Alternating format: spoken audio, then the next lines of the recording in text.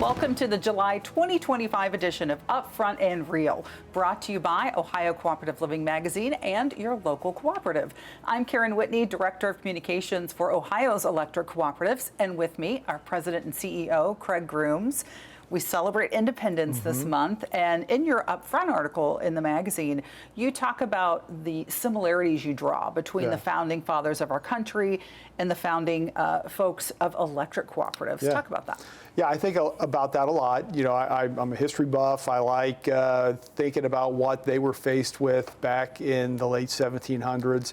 And I think there were a number of similarities to when the co-ops sort of came into existence, when communities had to come together to form their rural co-ops for their communities to bring electricity to the rural areas. You know, our founding fathers had to come together. They were individual, independent states that just came through a revolutionary war. They had to develop a constitution, develop a government, and they started from scratch. They had some examples of the past. They had examples of what they wanted to create, and it was a trial and error. They worked through a process much like our local community leaders in the rural areas of Ohio. They had to come together, they had to borrow funds, they had to put a structure together, governance, and put a company together, and they've been highly successful, right? We look back over the last 80 years and they've brought, you know, electricity to rural Ohio. They've allowed for the development and growth in those areas, and yeah, I think there's a clear similarity.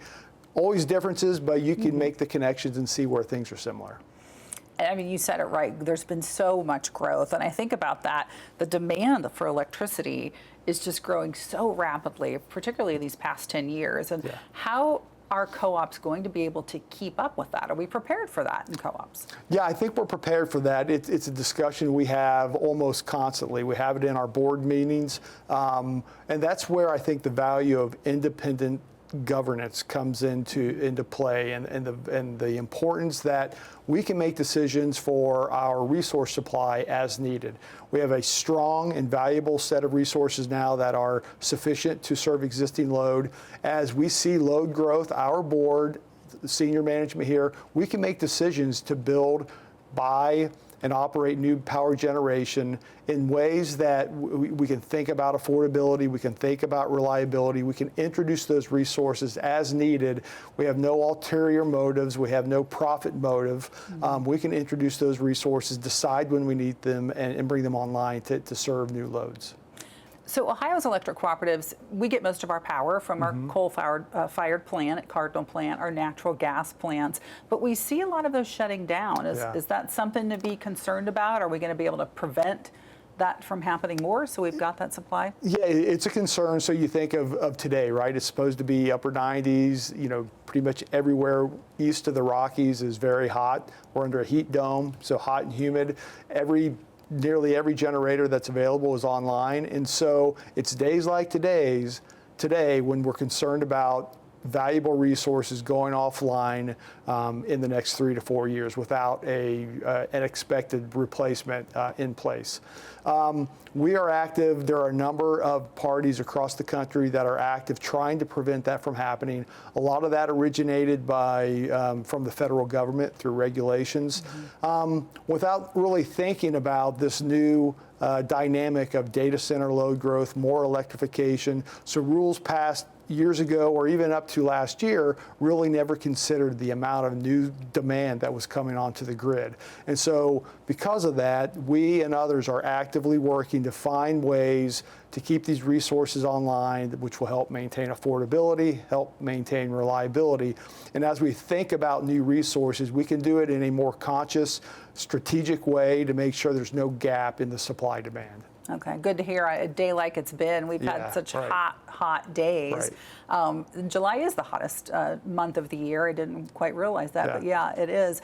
And so I want to talk about load control, because I keep seeing these Facebook posts on the Cooperatives website. We have them here in our emails.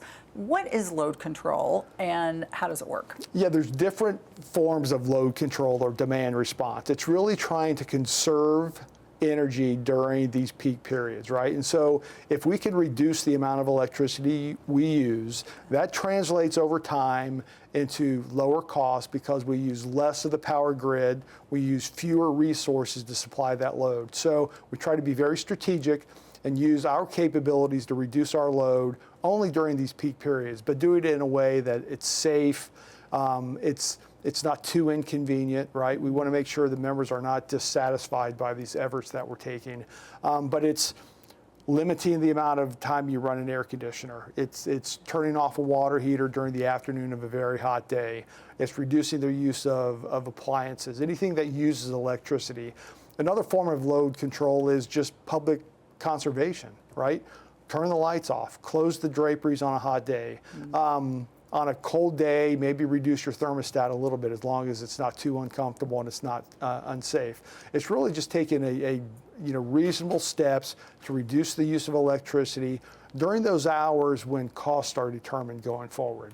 And so that's in a nutshell what load control is. Yeah, and so it helps with affordability, but also does. just conserving energy. Exactly. Thank you, Craig. We really appreciate that. Thank you. And if you want more information on how to conserve energy on these hot days coming ahead in the summer, contact your local cooperative. They have experts who can actually come to your home and help you find ways to save on energy. Thank you for watching. We'll see you next month.